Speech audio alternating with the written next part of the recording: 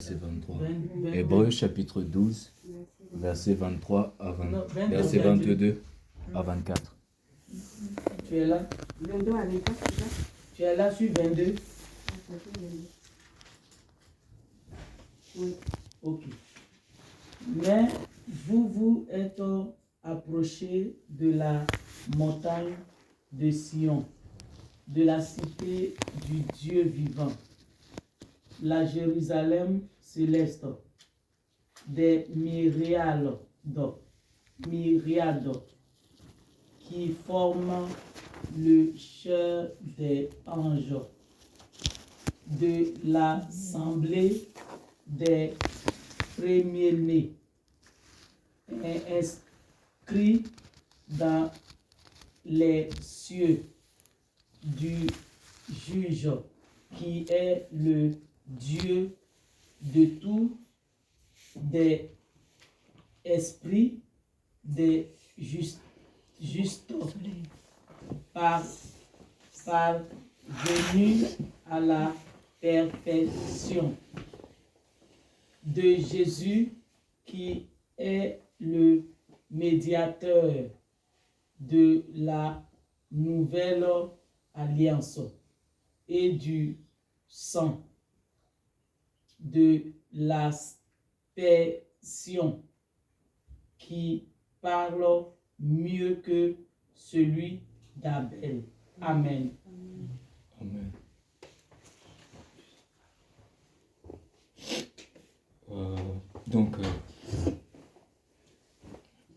Ici c'est un texte qui nous parle de notre position dans le royaume de Dieu. Quand on parle de Sion, de la montagne de Sion, c'est là où est établi le siège, le trône de la grâce. Et Sion a eu un établissement physique sur la terre. Sur les Écritures, on nous parle de la ville de Jérusalem. Et dans le livre de Zacharie, on nous parle d'une prophétie où le royaume d'Israël sera rétabli au temps imparti, au temps voulu par Dieu. Et sur la terre, il n'y aura que son règne. Et c'est ce jour-là que nous sommes dans l'attente de voir venir. Nous qui sommes en Christ, nous qui gémissons, nous qui souffrons, nous qui sommes plus attirés par les choses d'en haut que les choses de la terre, et nous qui sommes prêts même à mourir parce que nous connaissons que notre vie lui appartient et que si nous mourons, c'est sa volonté pour nous en fait. Et mieux vaut la mort en Christ que la souffrance vécue dans ce temps présent, dans ce monde destitué d'intelligence où les hommes s'adonnent au penchant de leur chair, pensant que le bonheur s'acquiert par les efforts d'un homme, alors que le bonheur c'est de vivre la présence de Dieu et ses projets pour notre vie. Le bonheur c'est pouvoir dire non à ce qui est mauvais et pouvoir embrasser ce qui est bon. Et dans ce passage, on nous parle du témoignage qu'ont rendu ces hommes et ces femmes qui ont vécu une véritable conversion et qui marquent la génération des hommes et des femmes qui ont vécu la justice divine. Car c'est le principal but de notre foi, c'est d'être justifié par Dieu. Et on nous parle d'une fête, on nous parle de l'inscription dans les cieux. Donc c'est le livre de vie qui témoigne que nous tous, nous avons notre place dans le royaume de Dieu en fait. La Bible dit que on a notre part, nous sommes gardés, que ce jour-là, nous ne serons pas honteux.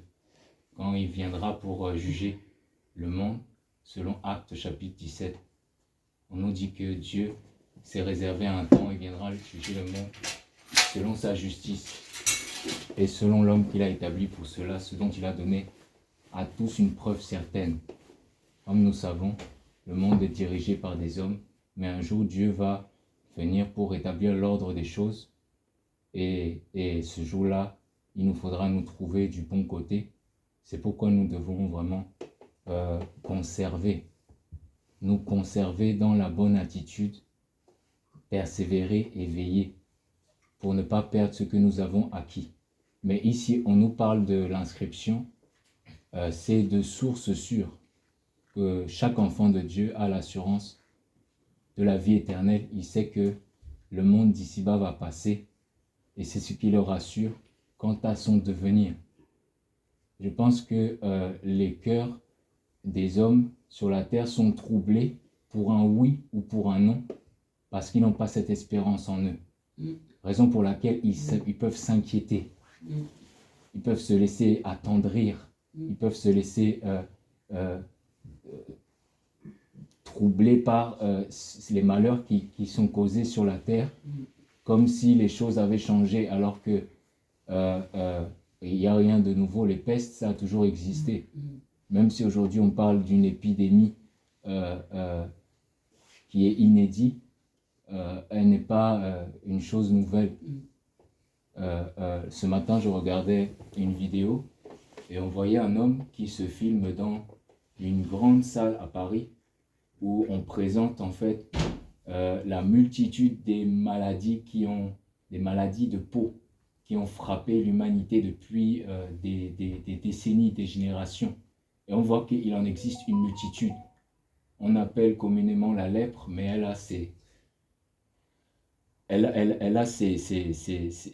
y a une variété multiple de maladies. Et on comprend que en fait, le monde est sous la malédiction. Parce que quand on lit la Bible, Dieu n'a pas réservé l'homme à la maladie. C'est la cause de sa désobéissance qui l'a amené à être touché par toutes sortes de maux. Et ça ne s'arrête pas là, puisque encore aujourd'hui, chaque année, on apprend qu'il existe de nouvelles variantes de maladies, en fait. Et c'est la raison pour laquelle nous devons vraiment nous réjouir, nous qui avons la santé, en fait. Nous qui avons la santé et la présence de Dieu pour nous rassurer que le Seigneur nous conserve. Et il y a ce passage du verset 23 qui m'a touché beaucoup. C'est quand il est dit que on nous parle de ces hommes qui nous ont précédés, comment on dit précédés, oui. Ces hommes qui nous ont précédés, le gage de la foi, c'est le recueil de récits et de témoignages qui se trouvent dans ce livre. On a le témoignage de prophètes authentiques de notre génération, c'est vrai, parce que Dieu nous aide au travers de certains hommes qui nous donnent de pouvoir côtoyer, c'est vrai, mais ces hommes-là s'appuient d'abord sur le témoignage rendu par les Écritures et de surcroît par ces hommes-là dont on parle ici, parce qu'ils font office de modèle, ils font office de précurseurs, en fait. Et on dit que ces esprits-là, parce qu'avant d'être un corps humain, on est des esprits avant de venir dans ce corps. Et on dit qu'ils ont été rendus justes. Et dans ta version, on parle de parvenir, en fait. Donc c'est le but, c'est l'objectif à atteindre pour tous les chrétiens. Et j'ai entendu des gens me dire que un chrétien, il doit être parfait. Mais en fait, non. En fait, la perfection, c'est la finalité. On le devient tout simplement parce que notre soumission à Dieu lui permet d'opérer ce travail de perfectionnement. Et dans le grec, pour la perfection, parce que cette mention-là de perfection, elle est citée plusieurs fois dans les Écritures. Dans Matthieu 5, Yeshua, le Seigneur, il a dit vous serez parfaits comme votre Père dans les cieux est parfait. Et c'est le même terme qui est utilisé ici quand on parle de perfection. Je vais regarder un peu dans le lexique rapidement.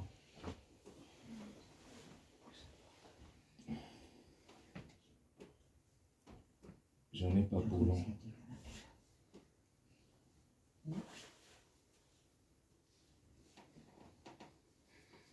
Donc c'est la promesse en fait que nous avons. Parce que lorsque nous marchons avec Christ, Dieu nous ouvre les yeux sur le fait que bon nombre de domaines dans notre vie ne sont pas encore aménagés en fait. Il y a des comportements, il y a des caractères, des raisonnements, notre conception de voir les choses. En fait, notre mentalité n'a pas cessé de changer depuis notre conversion et elle ne cessera pas de changer parce que, en fait, la perfection nous amène à changer du tout au tout. Et à cause, en fait, de notre investissement à sonder les Écritures et à nous laisser, en fait, influencer parce que nous pensons être de l'esprit. Dieu agrémente en fait c'est une acquisition. Il agrémente cette dévotion parce que c'est une dévotion. En même temps, tu es touché par l'esprit lorsque tu es convaincu de péché. Mais il te convainc aussi de justice. C'est ce que nous dit l'Écriture. Il convaincra le monde de justice, de péché, de jugement. Ainsi donc la justice, nous ne la connaissons pas avant Christ. C'est lui qui nous l'enseigne. Et cette éducation-là, c'est la plus belle chose qui soit. Il n'y a pas de plus grande richesse. Dans le livre de Romains 16, Paulos témoignait qu'il devait se rendre à Jérusalem parce qu'il avait reçu une collecte de fonds. Je pense qu'il s'agissait aussi de finances, en fait, d'argent, de la part des Macédoniens, de ces régions-là de l'Europe, pour les pauvres à Jérusalem. Et il dira à ces frères-là, parce qu'en fait, ils demandaient après lui, parce qu'ils souhaitaient vraiment qu'ils puissent venir partager la communion avec eux. Mais il avait vraiment prévu de reporter cette visite-là. Et il leur dira qu'il se doit qu'ils se rendent à Jérusalem pour donner cette collecte qu'il avait reçue des frères, parce que tout simplement, de la même manière que les nations avaient reçu les biens spirituels, parce que Dieu a réservé son salut en premier à Israël, et c'est de Israël que vient la foi, c'est ce que dit la Bible.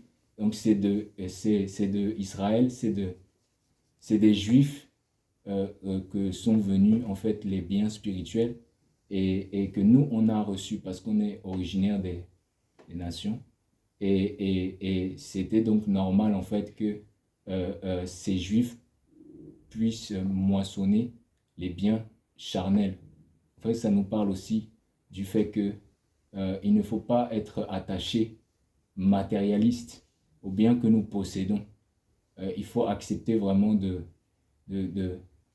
se laisser dépouiller s'il le faut, ayant l'assurance que on ne manquera de toute façon de rien, puisque nous ne nous a jamais abandonnés. Mais ce n'est pas, on n'a pas acquis la victoire en un jour, parce qu'il y a toujours des choses que nous devons concéder en fait. Parce que notre cœur, il a, comme on parle de l'unité dans les Écritures, dans Acte 4, on nous dit qu'ils étaient un seul cœur, une seule âme, un seul esprit, et que personne ne considérait que ces biens lui appartenaient. Et en fait, l'unité, ça commence par là. Il faut accepter vraiment de mettre nos biens à la disposition de tout à chacun, s'il est possible en fait. S'il est possible, s'il est convenable de le faire résolument dans la simplicité. Et je vais prendre le grec dont je vous ai parlé là.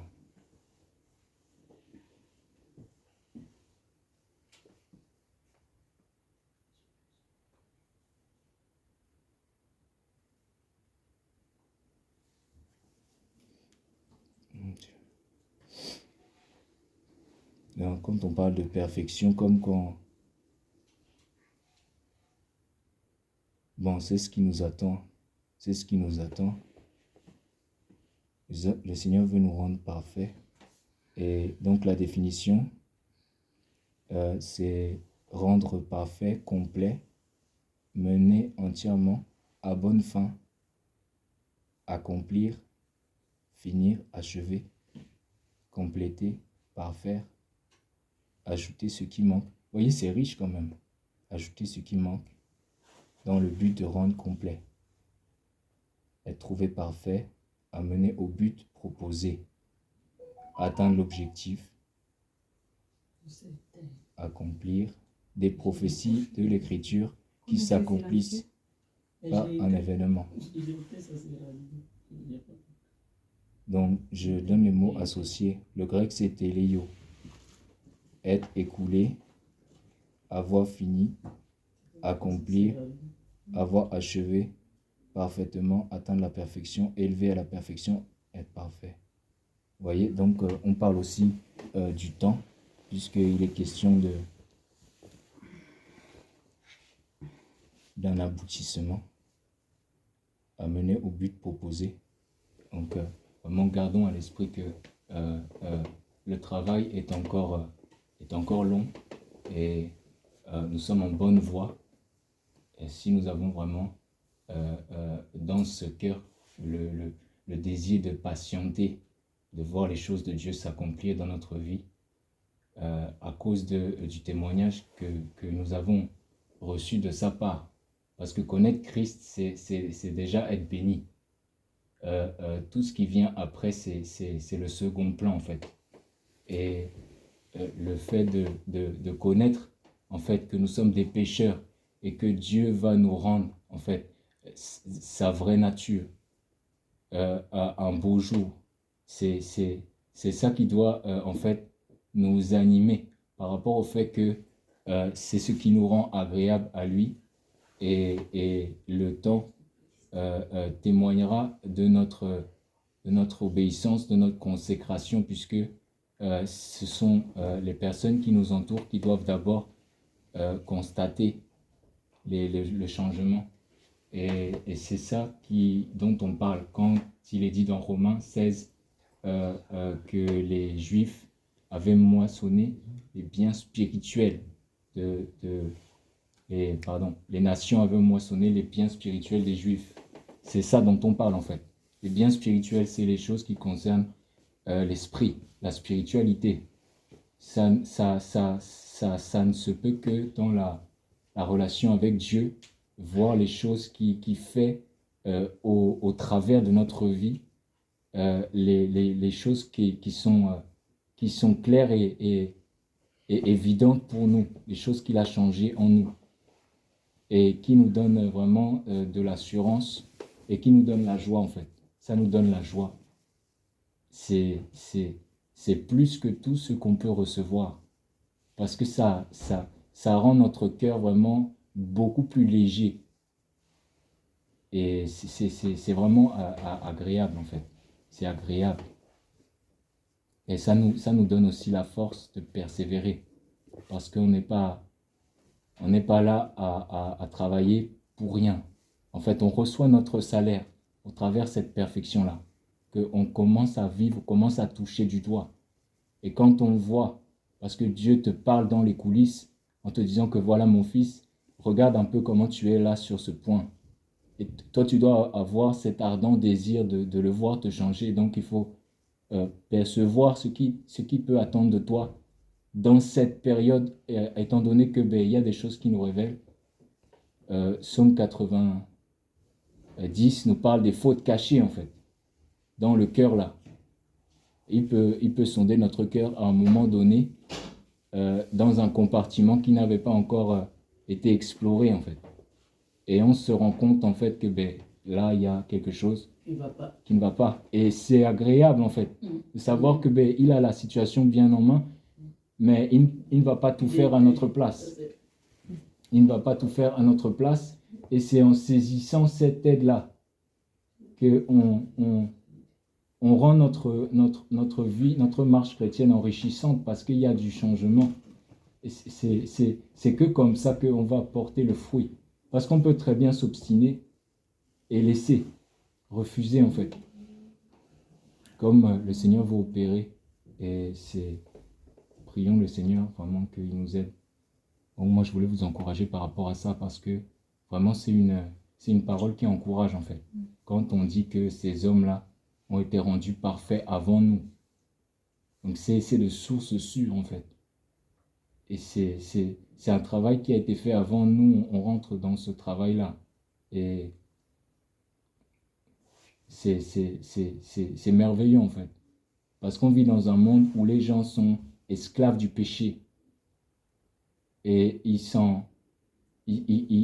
ne peuvent que se voiler la face en fait. En se disant que non mais on n'y peut rien, c'est comme ça en fait. Alors que non en fait, tout ce qui est mauvais, que Dieu veut nous rendre, il veut changer le mal en bien dans notre vie. Et c'est pour ça il faut vraiment être prêt à endurer les épreuves. C'est l'amour que nous lui portons qui sera le moteur de cette croissance, de ce changement, de cette transformation. Et aussi, c'est pourquoi on doit aussi garder en tête que c'est au temps de Dieu que nous allons partir, ce sera le meilleur des temps. Parce que tant qu'il n'a pas achevé cette œuvre-là dans notre vie, on peut considérer que nous ne sommes pas prêts à jouir pleinement de notre héritage, ce qui nous attend par la suite. Que vraiment, soyons attentifs. Soyons vraiment attentifs. Prions le Seigneur qui nous donne du discernement. Comme le disait la sœur, c'est très important vraiment d'être sensible parce que à maintes reprises, nous pouvons passer à côté de l'action de Dieu pour notre vie, tout simplement parce que notre cœur se laisse attendrir par une quelconque distraction. Vraiment, c'est consacrer tous ses efforts en fait. Comme le dit la parole dans 1 Pierre ou 2 Pierre 1, quand on dit que l'écriture, la prophétie est comme une lampe ardente qui brille dans un lieu obscur. Et qu'il faut vraiment consacrer tous ses efforts à ce que nous la gardions dans notre cœur pour être attentifs en fait. C'est un travail constant. Et c'est ça qui nous donnera d'être continuellement dans la crainte de Dieu, de jour comme de nuit. Et ne pas rester, ne pas traîner en fait dans la voie du pécheur en fait. Même si on se fait, on peut avoir on peut être tenté, mais à cause de cette attitude en fait, à cause de ce comportement, de cette conduite, à cause de cette ferveur d'esprit, du fait que nous l'aimions, et c'est à cause de ça en fait que même dans une situation, même si tu as avancé ton pied là où il ne fallait pas, mais tu vas être alerte et tu vas savoir faire retour en arrière. En fait, tout simplement parce que la chaleur de l'esprit te presse quand ça ne va pas. Et tu ne peux pas rester, tu ne peux pas être pris au dépourvu en fait. Et c'est ça qui est beau. Et parfois, moi je rends témoignage parce que des fois, le Seigneur, il me parle, il me dit voilà, ne fais pas ci, ne fais pas ça. Et des fois, je n'écoute pas. Et quand je vis les conséquences, je dis pourquoi j'ai pas écouté. Tu vois. C'est pourquoi vraiment le Seigneur nous aide. Donc je voulais vous encourager par rapport à ça. Seigneur nous parlait. Merci Seigneur pour ta parole.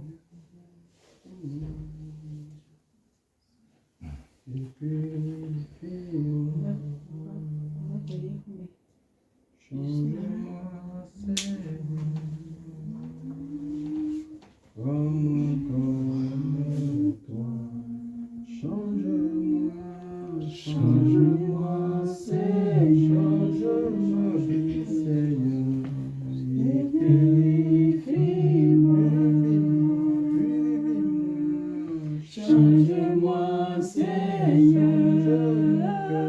Seigneur. Rends-moi comme toi. Change-moi, Seigneur. Change ma vie, Jésus. Et purifie-moi. Change-moi, Seigneur. Rends-moi comme toi. Jésus, tu es le potier. Je suis l'agir.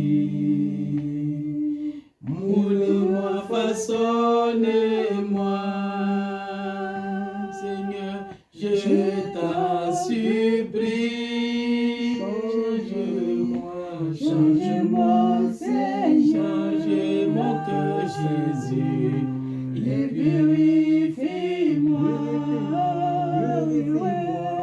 Change-moi, Seigneur. Rends-moi comme toi. Amen. La Bible dit tel il est, tel nous serons. Alléluia. Alléluia. Et le Seigneur achève ce qu'il commence. Amen. Donc dans le livre de Philippiens, c'est l'apôtre Paul qui dit: je suis persuadé que celui qui a commencé cette œuvre en vous, en Philippiens 1 chapitre 6, nous rendra cette œuvre Amen. parfaite, il va achever au jour du Seigneur. Donc c'est une œuvre qui est continue. On doit, notre cœur, notre vie doit continuellement tendre vers le Seigneur pour que lui opère les transformations qu'il faut. Éphésiens chapitre 2, 8 dit que vous êtes l'ouvrage de Dieu et a été créé en Jésus-Christ pour des bonnes œuvres que Dieu a préparées d'avance pour que nous puissions les pratiquer. Donc, et on doit laisser, et ces œuvres-là, on peut pratiquer ces œuvres, rentrer dans ces œuvres si on donne la possibilité au Seigneur de nous transformer, de nous parfaire en fait.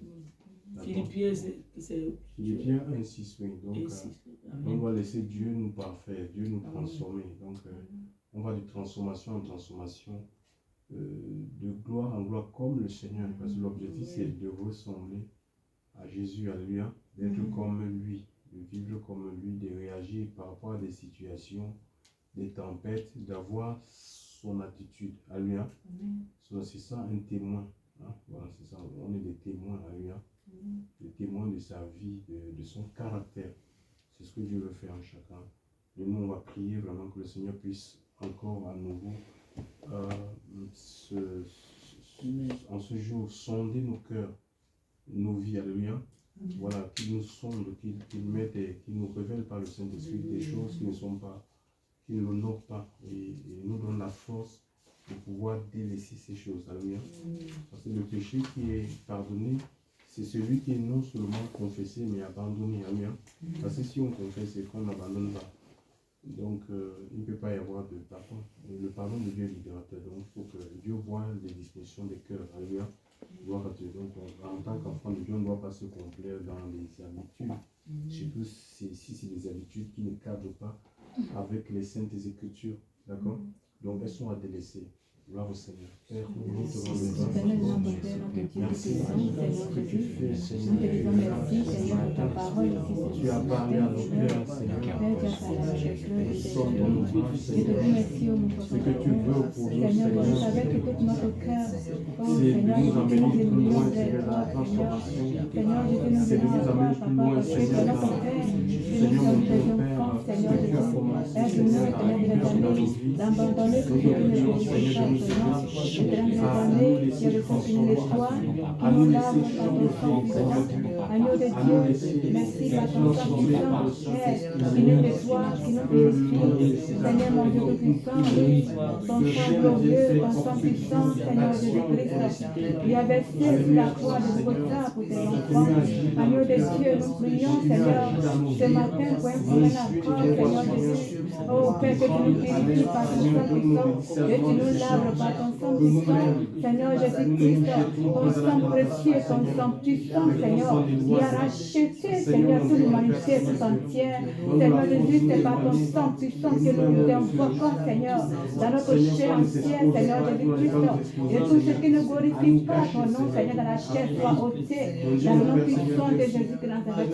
Nettoie-moi par ton sang puissant, Yahweh, nettoie-moi par ton sang puissant, purifie-moi par ton sang puissant, dans ma chair, dans mes os, dans mes veines, Seigneur Jésus, que ton sang puissant nettoie, me lave, dans le nom puissant de Jésus Nazareth.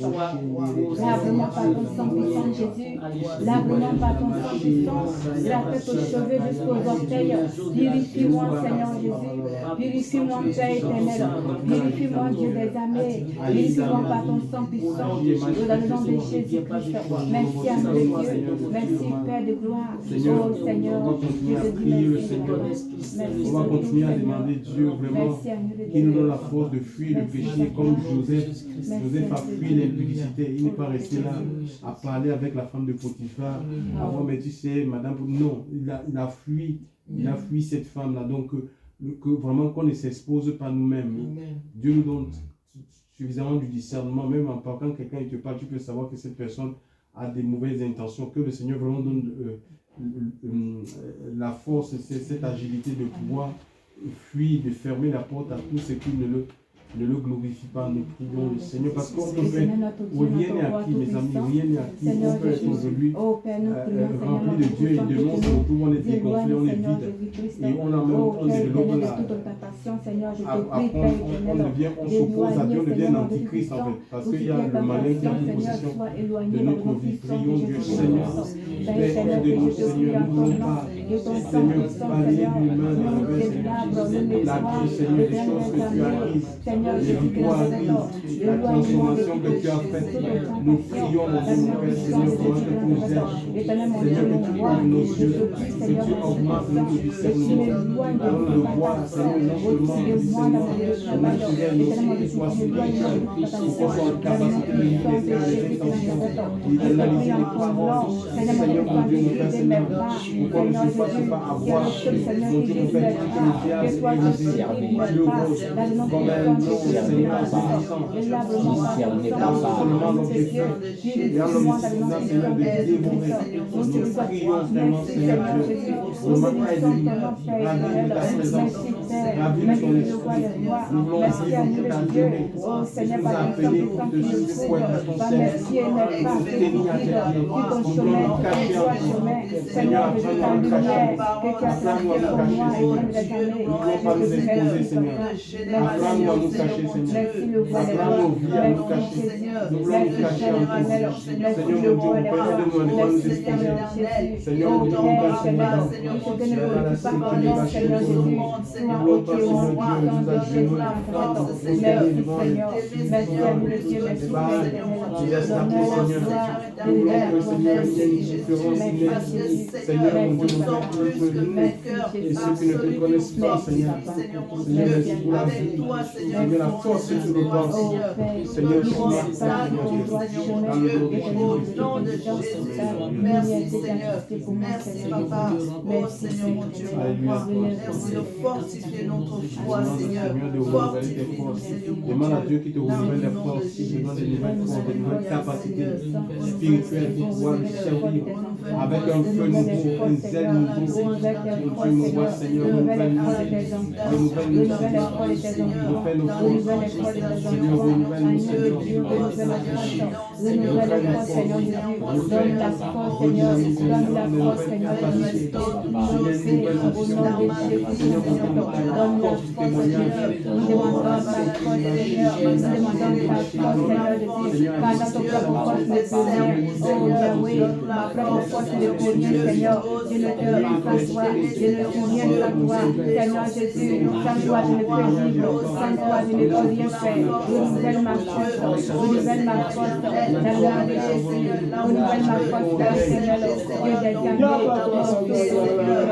Renouvelle ma force. Renouvelle ma force dans la puissance de Jésus-Christ. Renouvelle ma force, Père éternel. Oh Jésus, nous te disons merci, Seigneur Dieu, pour la force que tu donnes tes enfants. Honneur la gloire de revienne à toi, merci Seigneur Jésus. Merci Seigneur. Toi tu nous remplis, tu nous donnes la force d'avancer avec toi.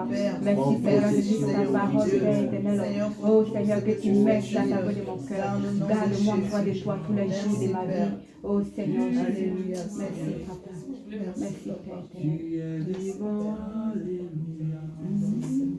Alléluia, tu es vivant, alléluia. Tu es vivant, Jésus, tu es vivant.